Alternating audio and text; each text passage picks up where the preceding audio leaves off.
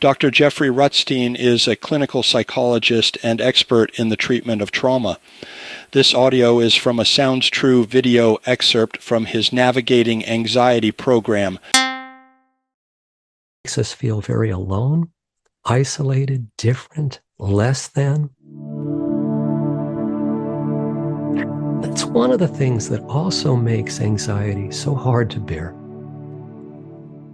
is that so many of us not only struggle with anxiety, but we blame ourselves for being anxious. I know better. I shouldn't be anxious here. Oh, I teach my patients how to relax. I shouldn't be anxious. I'm a meditator. I shouldn't be anxious. And lots of people get feedback from other people. You're too anxious. You worry too much. You're too sensitive. You think too much. Which, by the way, doesn't help anyone. And you can't stop doing this. In other words, if you're in sympathetic, you can't slow down your thinking. If you're in sympathetic, you're going to feel fight or flight very strongly. You can't, from a sympathetic place, dial that down.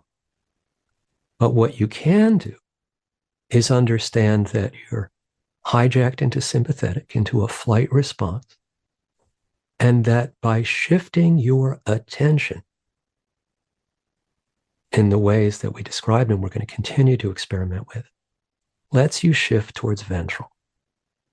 And just doing that is what helps move you from a confined, hijacked state in sympathetic or shutdown, and lets you move to a more present, connected, available, socially engaged place where you can learn, where you can connect, where you can love, where you can laugh, because you have a deeper ability to access more of you. When I'm in a defensive state, I can only access the little part of me that's online when I'm really anxious or really angry or really shut down.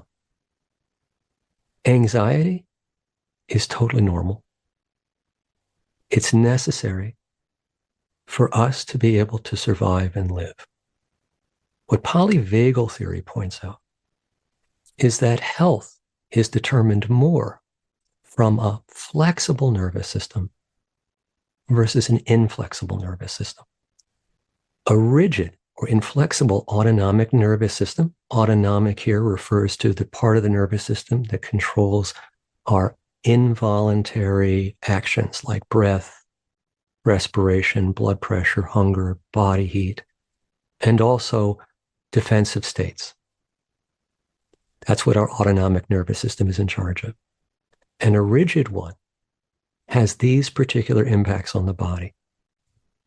If our nervous system is dysregulated, our immune system is going to be dysregulated.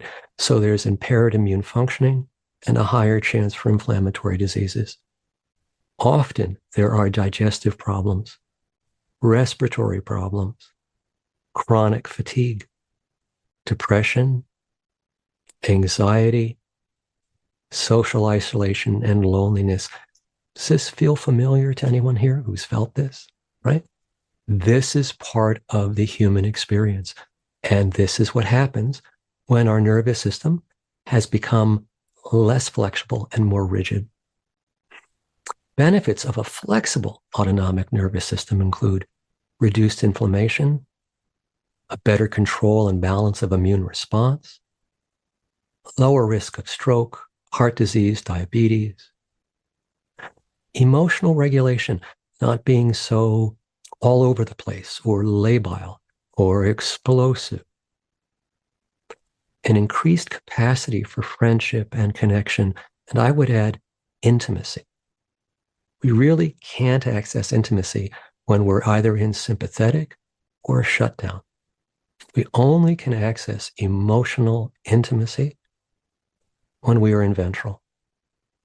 And when we're in ventral and have a flexible autonomic nervous system, we have resilience and we can access compassion.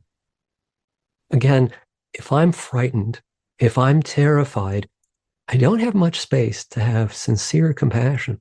I'm too self-focused and terrified from my own lack of safety that I don't really have the bandwidth necessarily to be in touch with and offer that compassion deeply to others.